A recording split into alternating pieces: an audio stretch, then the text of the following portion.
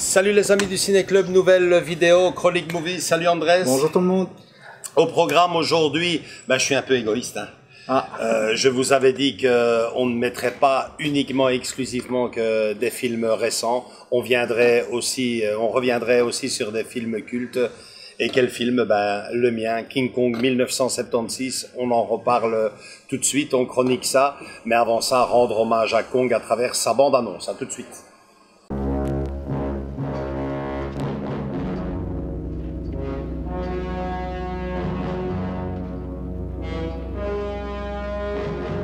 It is 1976. The American merchant vessel Petrox Explorer has just set sail from the port of Surabaya in search of oil. What they find will shock the world. We may be sailing into the history books. She's alive!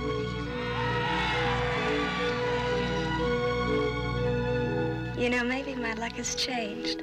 They will discover an uncharted island that is the home of the most incredible creature on the face of the earth. A creature called Kong.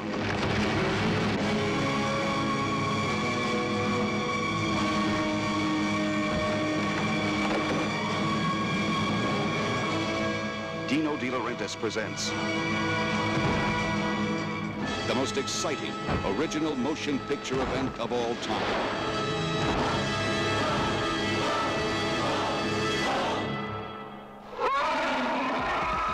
King Kong.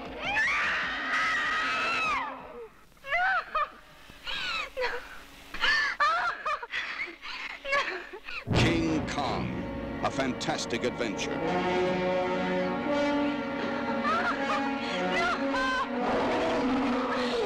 Open the gate!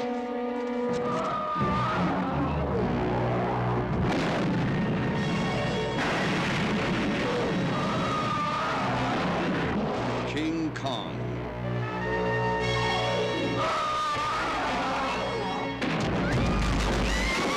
King Kong, unlike anything you've ever experienced before. With Jeff Bridges, Charles Grodin, and introducing Jessica Lange as the beauty who charmed the beast. And starring the eighth wonder of the world, King Kong.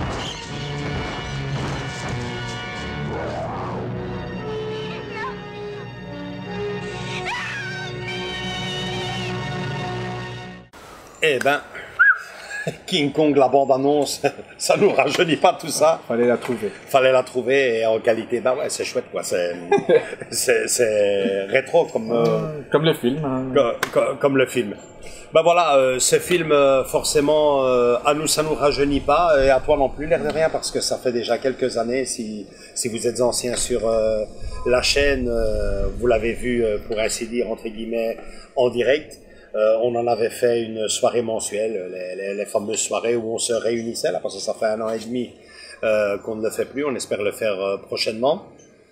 On se réunissait avec le reste de l'équipe pour visionner un film et en causer juste derrière. C'est avec ça que notre chaîne YouTube a commencé. C'était une vidéo par mois et c'est une vidéo qui a super bien marché, puisqu'on parle de combien, André? Je crois 3000. 3000 ou plus. 3000 ou plus, peut-être maintenant, je regarde pas systématiquement, mais en tout cas c'est le top 3 ou le top 5 des vidéos les mieux regardées de la chaîne, quoi. Ouais. Donc comme quoi il y en a beaucoup qui pensent comme moi. Moi, c'est mon film de cœur, hein. C'est le premier film que j'ai vu au cinéma, 1976. Le King Kong de Dino De Laurentiis était appelé à tout rafler sur son passage. Il était appelé à être le remake du célèbre 1933, mais on en parlait déjà à l'époque, Andrés, avec Pedro et le reste de la bande. On disait que c'était pas vraiment le remake, que ce King Kong-là avait sa griffe personnelle et qu'il dégageait surtout une autre ambiance que celui de 1933. Pour comprendre cela, il faut déjà regarder le casting. Richard Gordon, le célèbre Petrox, Jeff Bridges, c'était déjà quelqu'un avant Kong. C'est devenu encore autre chose après Kong. Et surtout Jessica Lange, je crois qu'elle est la coupable d'avoir dégagé ce petit parfum, je vais pas dire érotique, mais sensuel sensuel plutôt. Dans tout le film, parce que là on a par moment plus vraiment affaire à une bête féroce préhistorique de je sais pas combien de mètres. C'est plutôt la Belle et la Bête. Ces deux-là apprennent à se connaître et j'ai même envie de dire à s'aimer à la fin du film. Donc les comparaisons, forcément, je le dis toujours, elles sont odieuses. C'est vrai que si on compare le Kong de 1976 avec celui de 1933, comme je l'ai dit, on va approfondir ça ici, mais dans ses chroniques movie, il a sa propre signature, mais c'est vrai que celui de 1933 a vachement vieilli, je veux dire déjà pour l'époque. Oui. Nous, qu'on l'a découvert en 1976, on n'en croyait pas nos yeux. Toi qui l'as découvert à ton âge, oui, c'est encore pire. C'était l'effet inverse, tu n'en croyais pas tes yeux non plus, mais dans le mauvais sens du terme. Ces chutes, ces plans caméra, tu disais le film. À certains moments, on voyait même les coupures, quoi. Je me dis, qu'est-ce qui se passe, quoi? C'est ça, non, mais on remarquait quand c'était les plans, on va dire, maquettes, visuels et compagnie, et que c'était les plans rapprochés où c'était le gars habillé. Ouais, c'est ça qui est fou, avec un masque. Avec un masque, et on le voit, je dis, qu'est-ce qui se passe? Non, c'est... Et pourtant, tu me disais... Et c'est bien ce qu'il dit, parce que c'est vrai que ces effets visuels, comme on les appelle, ont vachement vieilli aujourd'hui en 2022, mais rends-toi compte qu'en 1976, Kong recevait un Oscar, le seul qu'il a reçu pour ce film, comme meilleur effet visuel. Donc c'est de dire la technologie, comment elle a évolué. Mais c'est vrai qu'on retrouve Kong de plusieurs façons différentes. Vous avez le Kong grandeur nature, aussi fou que ça puisse te paraître. Mécanique. Je ne sais pas la longueur maintenant, mais ça doit être un truc, un style 2 étages. Au moins ça, 2 étages. Plus, je dirais, moi. Ou même plus. Même plus, Ce fameux Kong échelle 1 sur 1, on le voit 2 fois dans le film. La première. La présentation. La première fois qu'on le voit, c'est quand il est à New York déjà, dans la fameuse boîte d'essence, dans la pompe d'essence, dans le fameux Colisée avec sa couronne sur la tête. Là, c'est le vrai robot. Et puis on le voit une deuxième fois, c'est à la fin du film, sans spoiler, mais bon, qui ne sait pas que King Kong se fait flinguer, ça c'est plus un spoil. Ça, c'est... Si vous n'avez pas vu celui de 33 ou 76, vous avez vu celui de 2004. Non, 2005, pardon. Ouais, 2005, ça finit toujours de la même façon. Et le dernier en 2017. C'est comme le Titanic, il finit toujours par couler. Voilà, c'est ça. Mais bon, ils n'ont pas fait 5 Titanic. Non, c'est vrai aussi, ouais. Mais bon, ils en ont fait quand même quelques-uns. Il y a eu des vieux, mais bon. Et la deuxième fois, donc, on le voit en échelle 1 sur 1, c'est par terre, au pied du... Ah oui, ils montent dessus et tout, il y a tous les photographes qui sont là, occupés à filmer. Vous avez ici à côté l'image, de toute façon. Là, ça c'était un Kong, puis vous aviez un Kong le buste, et puis vous aviez un bras mécanique qu'ils utilisaient uniquement pour monter et descendre Jessica Lange, qui, je me souviens, tout gamin, je me souviens d'un article que je lisais, qu'elle disait, à chaque fois qu'on m'entend crier dans le film quand il me lève, c'est parce qu'elle avait c'est parce que j'avais peur, quoi. Ça foutait vraiment le vertige, quoi. Non, mais déjà ici, maintenant, on va être clair, tu montes dans une attraction, que tu te dis, c'est sécurisé, que les gens travaillent et ils vérifient que si tout va bien, alors t'imagines, là, c'est vraiment, oui, on doit le déplacer de là-bas à là-bas, et on doit le faire bouger. Mais elle disait que c'était insupportable parce qu'elle devait supporter donc le vertige et alors elle avait le vertige en plus. Si elle avait le vertige, je comprends. Toutes ces décibels qu'ils mettaient pour recréer le cri de l'animal, c'était vraiment assez assez pénible. Donc, d'un côté, vous aviez la technologie au sommet de son art, hein, donc quand même un robot échelle 1 sur 1, c'est pas mal pour l'époque, la moitié du buste, le bras mécanique, comme on vient de dire. Et puis à côté de ça, vous aviez un gars qui se promenait en courant avec avec son costume, son pelage et un masque, quoi. Donc ils ont joué là-dessus, manifestement bien leur en a pris parce que ça a gagné quand même, ils ont réussi leur coup et ils ont raflé quand même un Oscar. Tout cela a coûté un budget. La Paramount a mis les petits plats dans les grands. Hein. Ils ont mis le paquet pour l'occasion. À l'époque, on parlait, si je ne me trompe pas, de 20 et des millions de dollars. Donc c'était déjà colossal pour l'époque. Et c'était vraiment la grosse machine Paramount. King Kong devait être le film de l'année. Ça n'a pas été le cas dans un premier temps. Après, le film a commencé à marcher peu à peu, et surtout en Europe, où là, il a quand même fait un raz-de-marée. À l'arrivée, il multipliera quand même par 4 son budget. Les recettes, comment la recette, donc le film, on peut dire qu'il a très bien marché. Un Oscar pour les effets visuels et un Golden Globe pour Jessica Lange, meilleur espoir féminin de l'année. Je disais que le film a sa griffe personnelle, déjà l'île du crâne. Moi, chaque fois que je parle à des amis ou avec toi André, soit sur tous les King Kong, j'y mettez tout ce que vous voulez, tous les Kong que vous voulez, même le dernier, pour celui-là par pitié, avec Godzilla. Je dis mais la plus belle île du crâne reste quand même celle de 1976, et pour cause, il a été tourné dans l'archipel d'Hawaï, dans une petite île du nom de Kauai, c'est ça? Kauai. Donc superbe, paradisiaque. On le voit, la scène de la plage, qu'on vous avez à côté de toute façon, très belle plage, c'est magnifique. Quoi. Ouais. Normal que le Petrox, il s'installe et tout va bien. Quoi. C'est vraiment visuellement magnifique.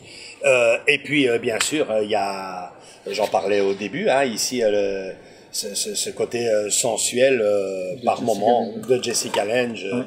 Mais déjà au début, quand il la repêche. Quand il la repêche, ouais, non. Elle lance une phrase là. Elle a été sauvée par gorge profonde, selon ses dires à elle. Selon ses dires à elle. Elle a eu beaucoup de chance. Non, ouais, et puis elle a la rencontre comme il était prédit aussi, hein, parce qu'elle avait vu un voyant qui lui avait dit qu'elle rencontrerait la créature la plus haute de sa vie. L'homme le plus grand. Ouais, là, elle a été servie, quoi. Hein. Il n'avait pas dit qu'il était poilu, mais bon, restons sérieux.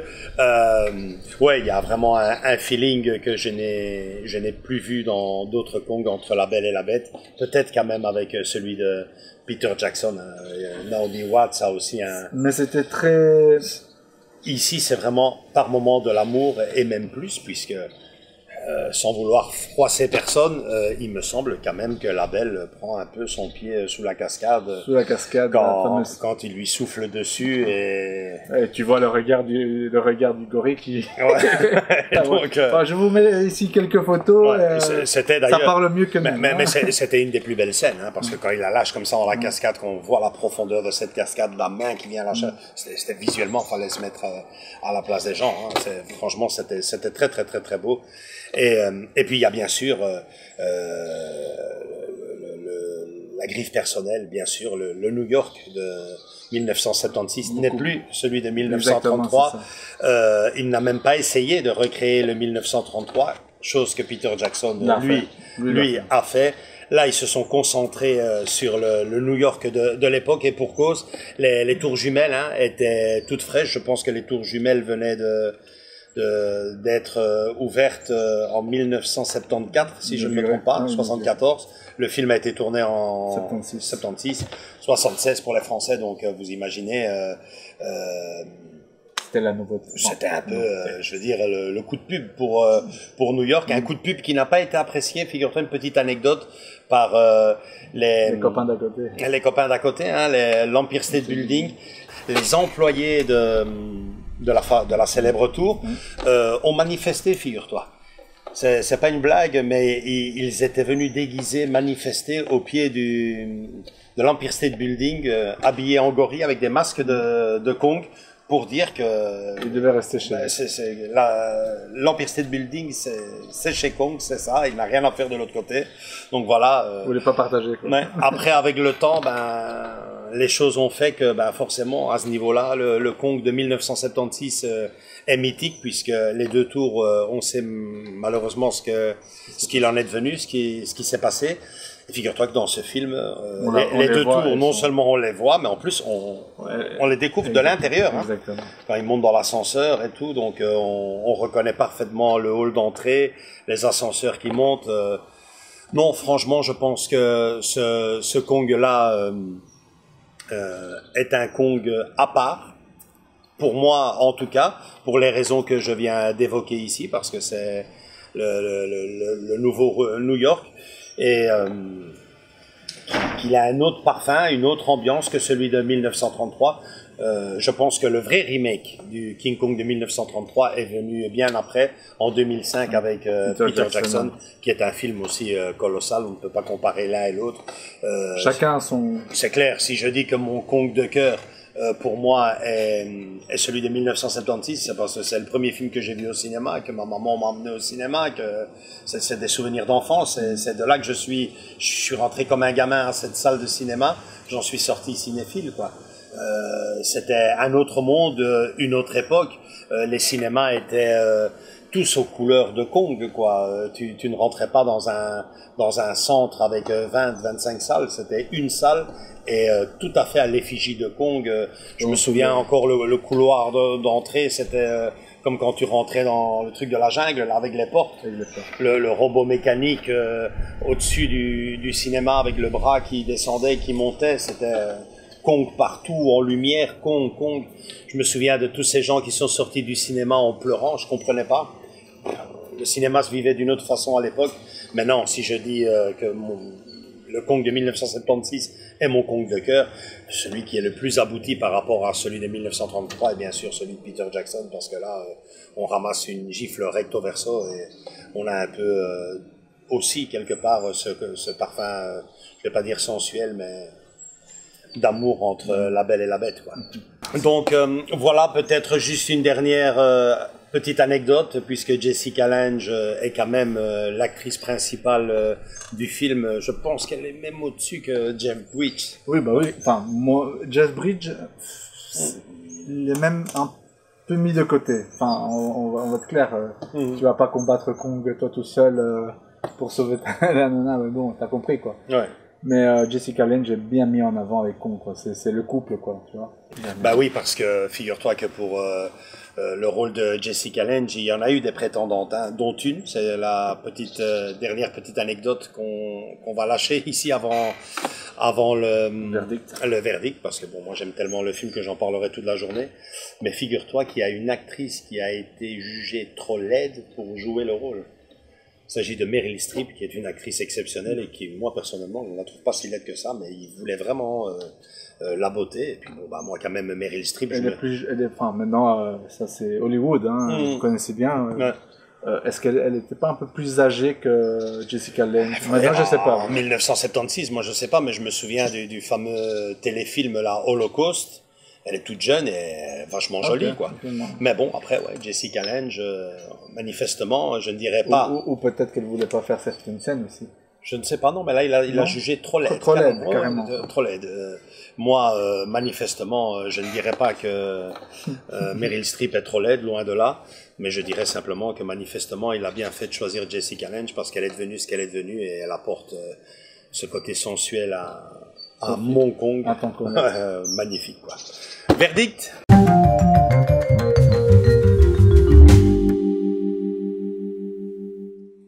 Ben, verdict, voilà, je viens de vous le dire, moi, hein, c'est un coup de cœur, manifestement un coup de cœur, c'est mon film, mon premier film au cinéma, le film de mon enfance, mon Kong à moi, que des points positifs. Aujourd'hui encore, quand je le regarde, ben, la dernière fois c'était avec toi et le reste de la bande, ben, j'y prends encore énormément de plaisir. Et bon, ben, si j'ai un seul regret sur Kong, c'est que malheureusement,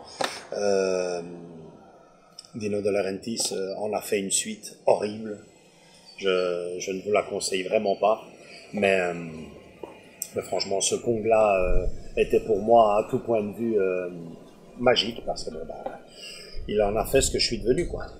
Et toi, Andrés? Ouais, non, quand je l'ai découvert, enfin, j'avais déjà vu à l'époque quand j'étais gamin à la télé.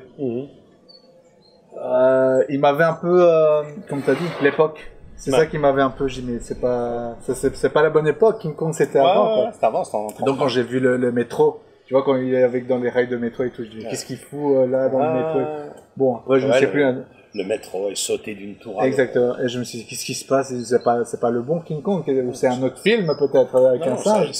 Et ben, si c'était King Kong, et après, quand je l'ai redécouvert, lors du mensuel de l'époque, ben, magnifique, hein. Bon, c'était un Kong, faut dire ce qui est, promotionnel pour le New York de 1976, et le New York de 1976, c'était les deux tours, hein. C'était vraiment la rivalité, hein. Le World Trade Center, il y en avait trois, là. Le World Trade Center, l'Empire State Building, la Statue de la Liberté. Non, mais bon, ça, Peter Jackson rendra hommage bien plus tard, comme on l'a dit en 2005, avec son Kong à lui qui est aussi magnifique. Voilà, pour conclure cette vidéo, dire que il y aura une édition spéciale, figurez-vous, sur le King Kong de 1976, en Blu-ray 4K Ultra HD. La totale, non? Ouais, la totale, donc 1976-2022, ça nous fait combien? 46 ans, on pourrait dire, édition 45. Spéciale. 45, si peut-être l'année de réalisation, ou peut-être qu'il sortira peut-être en janvier. Que tu m'avais dit que c'était... Ça ressemble, franchement, ça ressemble à une édition spéciale 45e anniversaire, même si là, on est déjà à 46 ans. Bah oui, c'est ça. Mais 46 ans de la sortie du film. Voilà. Maintenant, ça va peut-être être de la réalisation, un an avant. En tout cas, il est prévu et vous le découvrirez sur la chaîne dans la rubrique des collectors dès que je mets la main dessus. Moi, en tout cas, je me le suis déjà précommandé. Tu l'as déjà précommandé. Ça, il ne pouvait pas en être d'une autre façon. Voilà, c'est tout pour Kong, c'est tout pour cette vidéo. Likez si ce Chronique Movie vous a plu. Venez nous rejoindre dans nos différents réseaux sociaux, Facebook et Instagram. Et surtout, continuez à faire agrandir la famille. Parlez-en autour de vous, les ciné-clubs du vendredi, les Chroniques Movie, les statues, les figurines, nos vidéos d'extérieur. On vous attend tous et toutes les bras grands ouverts. Gros bisous à tous et à toutes, à très bientôt. Ciao. Ciao.